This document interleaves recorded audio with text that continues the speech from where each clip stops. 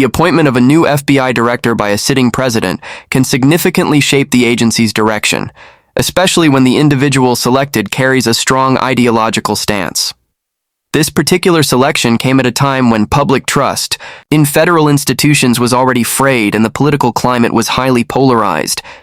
The new appointee had a background deeply rooted in national security and legal prosecution, but what set them apart was an openly declared mission to rid the Bureau of what they referred to as political bias and corruption. This goal, while resonant with many disillusioned with the current state of law enforcement, sparked concern among long-serving officials and legal scholars who saw the move as overtly political in itself. The new director's mandate was clear: rebuild the agency from within by purging it of partisan influence and restoring constitutional principles at its core. However, this mission came with its own set of contradictions. Critics questioned how one could claim to depoliticize an institution while simultaneously using the language and tone of a political campaign. Others defended the appointment as a long overdue course correction for an agency that had, in their view, overstepped its bounds and acted with impunity, especially in politically sensitive investigations. The confirmation process was contentious, though ultimately successful. Lawmakers, media analysts, and civil liberties organizations debated the implications of placing someone with strong opinions and a combative media presence at the helm of an institution that relies heavily on public trust, internal discipline, and nonpartisan execution of justice. During Senate hearings, concerns were raised about the appointee's past statements and what they might indicate about future behavior. The nominee promised fidelity to the Constitution and a renewed emphasis on transparency, promising not to pursue vendettas, but to reform a deeply flawed institution. Once in office, the changes were immediate and dramatic. Personnel shifts began within the first week, with several senior officials reassigned or encouraged to retire early. A series of memos outlining a new internal code of conduct and reporting structure were circulated to all employees. In speeches to field offices and through official bureau channels, the director emphasized a renewed commitment to neutral law enforcement, free from media narratives and political agendas. Still, many inside the agency felt uneasy, unsure if these changes were truly about reform or if they served a more partisan purpose cloaked in the language of justice. The public reaction was mixed. For some, this was a long-awaited intervention to bring accountability to an agency they believed had gone rogue. For others, it was a chilling warning sign, proof that the nation's law enforcement was being reshaped to reflect the ideology of a single administration.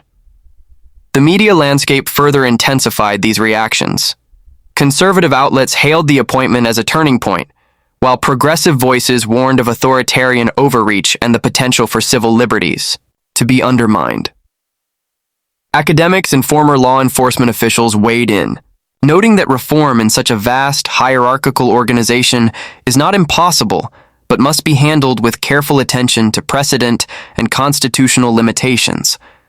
Some expressed hope that increased transparency and a refocusing on core mission, priorities like counterintelligence and organized crime, would benefit the public. Others feared that cases could be pursued or dropped, not based on evidence or legal standards, but according to political usefulness. Behind closed doors, internal leaks suggested morale within the Bureau was faltering. Some agents reportedly felt targeted by new policies, particularly those who had been involved in past high-profile investigations into political figures. Others expressed support, welcoming what they saw as a new era of accountability. Training programs were overhauled, with a greater emphasis placed on constitutional law, federalism, and the limits of federal power. An internal ethics committee was established with the stated goal of ensuring all agents upheld the values of impartiality and non-interference. Throughout the agency's long history, it has endured multiple controversies, ranging from civil rights violations in past decades to recent scandals involving surveillance and partisan investigations. Each era has brought calls for reform, but never had a director taken office with such a deliberate and confrontational agenda. Whether these efforts would yield long-term change or result in further institutional erosion remained to be seen. But what was certain was that the role and image of the Bureau would never be the same. The idea of decentralizing a powerful federal agency, especially one as historically rooted in Washington, D.C. as the FBI, carries significant operational and symbolic weight. At the heart of such a move lies the belief that proximity to political centers of power can breed compromise, influence, or even corruption. The decision to relocate a substantial number of personnel from the Bureau's D.C. headquarters to various field offices across the country was not merely an administrative maneuver. It was a statement of intent. It was designed to physically and ideologically distance the agency from the halls of political power and reorient it toward its original mission, the impartial enforcement of federal law across the nation. This restructuring plan called for the reassignment of approximately 1,500 employees, including both analysts and agents, to regional offices in cities like Atlanta, Denver, and St. Louis. The logistical implications were immense. Office space had to be secured or expanded, staff had to be relocated with appropriate compensation and support, and technology infrastructure had to be replicated or rebuilt to maintain operational efficiency. Critics pointed out the enormous cost associated with such a project, raising concerns about whether it was a fiscally responsible use of taxpayer dollars. Supporters, on the other hand, argued that the long-term benefits of a more independent and geographically distributed law enforcement agency would far outweigh the initial expense. Proponents of the plan highlighted how centralization in Washington had led to an insular culture that made the agency vulnerable to groupthink and susceptible to external political pressure. By embedding agents and decision-makers in the communities they serve, the theory went, the agency could regain a sense of groundedness and focus on issues of real concern to everyday Americans. This would in turn strengthen trust between law, enforcement, and the public. Moreover, field offices had long been the front lines of federal investigations into everything from drug trafficking to white-collar crime.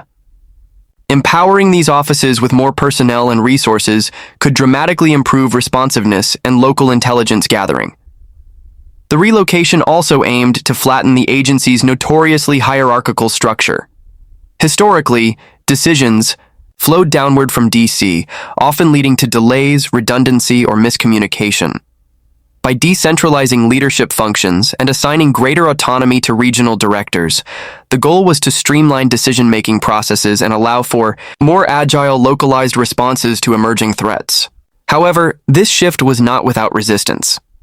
Longtime bureaucrats, accustomed to working in the Capitol, balked at the idea of uprooting their lives, questioning whether such a move would disrupt institutional memory and operational continuity.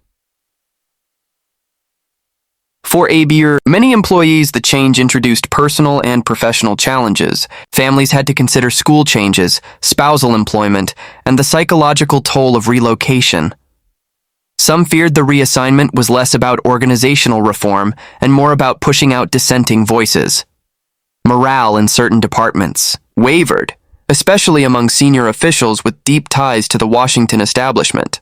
Others embraced the move with enthusiasm, viewing it as an opportunity to make a more meaningful impact in regions previously considered peripheral to the Bureau's central mission. Operational experts in law enforcement and organizational design were divided on the efficacy of the decentralization model. Some pointed to successful implementations of similar models in other federal agencies, noting that regional autonomy could foster innovation and responsiveness. Others cautioned that without rigorous oversight and clear communication protocols, decentralization could lead to fragmentation, inconsistency in enforcement, and a lack of shared institutional culture. Indeed, the Bureau's strength historically lay in its unity of command and centralized intelligence sharing networks. Dispersing key functions risked eroding that cohesion. The broader political implications were also unavoidable. Moving key personnel away from the Capitol was seen by many as a symbolic rejection of the political and media ecosystem that surrounded the agency. It signaled a shift in orientation from serving the interests of federal elites to prioritizing the concerns of ordinary citizens.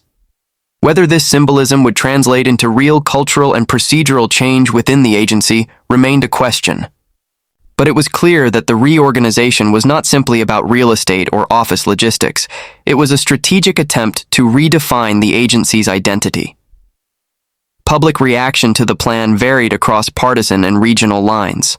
In cities selected to receive an influx of federal employees, local leaders welcomed the economic boost and the increased federal presence. Community groups and civic organizations expressed hope that having senior agents on the ground would lead to better collaboration and more equitable enforcement practices. Meanwhile, watchdog groups and civil rights organizations watched the process closely, wary of whether this decentralization would increase transparency or simply shift opaque decision-making away from public scrutiny. Internally, the restructuring required a rethinking of traditional career pathways. Advancement within the agency had long depended on time spent in the D.C. headquarters, where connections and visibility often played an outsized role in promotions.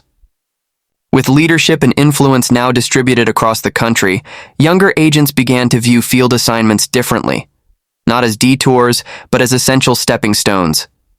Training modules, performance evaluations, and leadership development. Programs were redesigned to reflect the new decentralized ethos. The leadership of any major federal agency carries with it the weight of institutional responsibility, a mandate for professional conduct, and an expectation of decorum. When the head of such an agency displays a management style that defies convention, it can trigger waves of concern, both inside the agency and among the general public. Questions quickly arise about effectiveness, priorities, and the overall direction of the institution. Reports that surfaced about a more unorthodox approach to managing one of the country's most critical law enforcement bodies painted a picture of leadership marked by irregular attendance, limited engagement in routine briefings, and a lifestyle at odds with the gravity of the role. Concerns grew when it became evident that the agency's top executive was rarely present in the office for full workdays. While the position itself often requires travel, off-site meetings, and strategic briefings, internal sources noted a pattern of sporadic appearances and a diminished presence in daily operations. Briefings, once a cornerstone of agency cohesion and communication, were reportedly reduced in frequency and depth.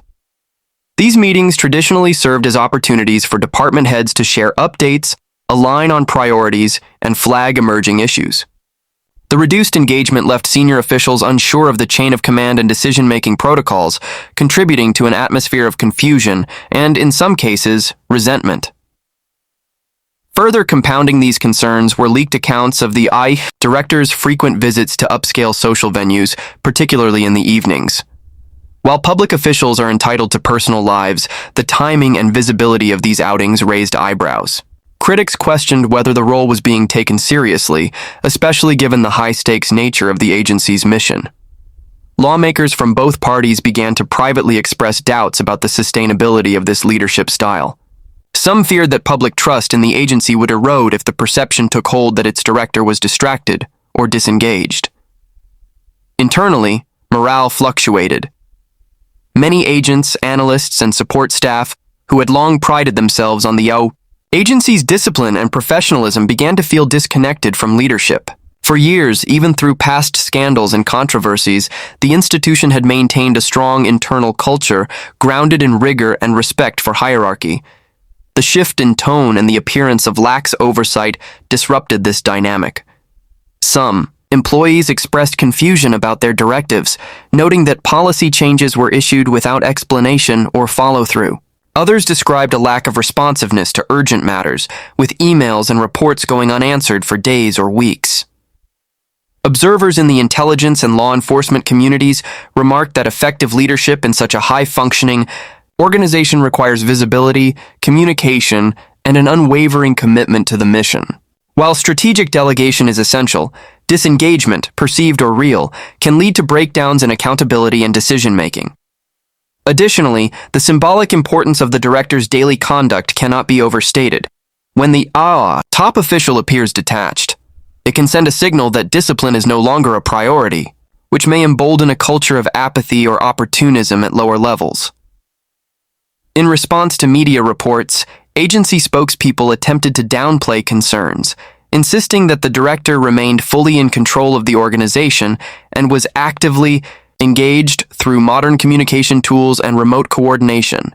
They emphasized that law enforcement operations continued without disruption and that strategic objectives were being met. Nonetheless, skepticism remained, especially as high-profile investigations appeared to stall and public-facing initiatives lost momentum. Members of oversight committees requested more detailed updates on internal operations, citing a lack of clarity about leadership's day-to-day activities. Public perception of the agency began to shift, particularly among independent voters and politically moderate observers. While some segments of the population remained loyal to the new direction of the agency, others expressed disappointment. Editorials in major publications questioned whether the country could afford complacency at the helm of such a critical institution. Calls for transparency grew louder, with watchdog groups demanding a full review of the director's schedule and engagement record. The contrast between the agency's historical image and its current leadership model became a focal point of debate. For decades, the Bureau had cultivated a reputation for seriousness, discipline, and operational precision. Its directors were often regarded as austere, focused, and unrelenting in their dedication. Departing from that archetype sparked debate over whether modernization required a new kind of leadership or whether core standards were being eroded under the guise of change. Meanwhile, career employees struggled to reconcile their sense of duty with the shifting atmosphere. Many continued their work with diligence and resolve, driven by a commitment to public service. But the leadership vacuum created uncertainty about long-term vision and strategic priorities. Some began quietly exploring transfers to other departments or early retirement. Others waited in hope that a course correction might restore the institution's reputation and internal coherence. The role of public engagement for the head of a federal law enforcement agency has always required a careful balance between communication and restraint. While transparency and accessibility are valued, overt politicization or excessive media involvement can undermine the perceived neutrality of the institution. In recent years, this boundary has become increasingly blurred, especially as some leaders have embraced high-profile media appearances, podcasts, and commentary platforms to broadcast their views. This shift in tone and visibility has had a profound impact on how the public views the agency and on how internal culture adapts or struggles to adapt to a more personality-driven approach to leadership. One of the most significant changes was the increased use of personal media platforms to share opinions and critiques of past investigations, rival institutions, and perceived enemies. The once traditional mode of quiet, behind-the-scenes leadership gave way to a style rooted in direct messaging and public confrontation. Through frequent podcast episodes and social media updates, the new leadership addressed not only internal reforms, but also launched into broader political commentary. Targets included journalists, political figures, and even former officials within the agency itself. These statements often carried a combative tone, raising concerns about the erosion of the agency's long-standing commitment to impartiality and discretion. The podcasts, in particular, became a focal point for public attention. Framed as efforts to pull back the curtain on federal law enforcement, they often mixed factual updates with strongly worded opinions. While this approach resonated with segments of the population frustrated with perceived government overreach or media bias, others questioned the appropriateness of using official status to amplify controversial or polarizing views.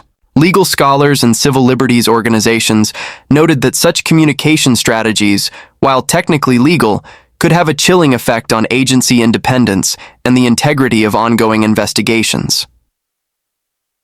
Inside the agency, reactions to the media strategy were mixed. Some younger personnel appreciated the energy and directness of the new approach, viewing it as a way to modernize the institution's image and speak plainly to the public. However, more senior agents and legal advisors voiced concerns about professionalism and operational security. In law enforcement, even seemingly benign public statements can complicate active cases, influence jury pools, or endanger informants and witnesses. The unpredictability of media messaging from the agency's leadership added a layer of risk to day-to-day operations and made coordination with other federal departments more difficult. Relations with the press also became increasingly strained. Journalists covering law enforcement reported difficulty obtaining clear, consistent answers from the agency. Some accused the leadership of using media appearances not to inform the public, but to settle scores or pursue personal vendettas. In press conferences, pointed attacks on media outlets undermined trust and made coverage of the agency more contentious. The usual back and forth between federal agencies and reporters, built on decades of mutual understanding and professional boundaries, began to fray. Politically, the public-facing persona of the agency's top official drew both praise and alarm. Political allies commended the frankness and perceived bravery of confronting narratives that they believed were long overdue for correction. Detractors, however, viewed the media strategy as dangerous grandstanding that jeopardized the independence of the agency. Congressional committees responsible for overseeing federal law enforcement began to request more information about communications protocols, media guidelines, and internal review processes related to public statements. Some even floated the idea of restricting senior federal officials from independently hosting or participating in opinion-driven broadcasts. Outside the formal halls of power, the director's appearances became popular among alternative media, platforms and talk shows, where discussions often strayed from procedural updates to ideological debates. The blending of law enforcement authority with political opinion added to the polarization of public discourse around federal investigations. For critics, this confirmed fears that objectivity within the agency was slipping away. For supporters, it was a refreshing departure from what they perceived as bureaucratic opacity and elitist detachment. Training programs within the agency were eventually forced to adjust. New guidance was issued on how personnel should speak about their work in public, how to interact with journalists, and how to manage social media presence. These changes acknowledged the reality that, in the age of constant connectivity, the boundary between personal expression and institutional voice is increasingly fragile. Meanwhile, efforts to create an internal code of ethics for digital and public communication were met with debate, particularly around the balance between First Amendment protections and institutional discipline. Perhaps the most lasting effect of this media-driven approach was the shift in public expectations. The general public, now accustomed to receiving agency updates in the form of punchy soundbites and emotionally charged commentary, began to demand faster, more opinionated responses to national events. This change made the agency more reactive, and sometimes less measured. It also risked undermining the careful deliberation that has traditionally defined its most critical decisions. In an era where institutional trust is increasingly fragile, the transformation of a major federal law enforcement agency under unconventional leadership has left a profound imprint on both its internal operations and public perception. What began as a mission to restore integrity and dismantle internal biases quickly evolved into a broader, more controversial reimagining of what leadership, accountability, and reform should look like in a polarized political climate. Each key aspect of this shift, from structural decentralization to unorthodox management styles and a media-heavy public persona, reflected an attempt to challenge the status quo. But these changes also ignited deeper questions about motive, sustainability, and the long-term implications for national justice. The relocation of staff and decentralization of power, while praised by some as a bold move to break from the influence of Washington politics, brought with it disruption, uncertainty, and logistical strain. The intent may have been to foster autonomy and curb insider culture, but the side effects included weakened cohesion and fractured lines of authority. In the same vein, the director's limited physical presence and reportedly casual approach to day-to-day leadership blurred the line between innovation and negligence. For many inside the agency, this signaled a departure from the seriousness and discipline that once defined its top ranks. Perhaps most consequential was the embrace of a media-centric communication style. By stepping into the spotlight through podcasts and outspoken commentary, the leadership reframed public expectations around law enforcement transparency. However, this visibility came at a cost. The blending of personal opinion with institutional messaging risked politicizing the agency's voice, creating both admiration and backlash from across the political spectrum. It challenged long-held norms that once insulated federal law enforcement from the appearance of partisanship, threatening the foundational ideal of equal justice under the law. Through all of this, the agency remained operational, but changed. For better or worse, the standard of leadership shifted from quiet authority to visible personality. Supporters viewed this as a long overdue shakeup, a return of power to the people, and a cleansing of entrenched agendas. Critics, meanwhile, saw it as a dangerous flirtation with authoritarian style, one that sacrificed professionalism for publicity and policy depth for performance. Both perspectives underscore a deeper truth. The identity and legitimacy of institutions rely not just on mission statements and bureaucratic frameworks, but on the character and conduct of those who lead them. Ultimately, the legacy of this period will not be written by headlines or podcast clips alone. It will emerge in the ways future leaders respond, either by adopting this new model or by restoring the previous one. It will show in how internal morale evolves, how independent investigations are conducted, and how the public comes to view the role of federal law enforcement in a society that is increasingly skeptical of authority, yet desperate for justice. The story is far from over, but its consequences are already echoing through every corner of the institution it sought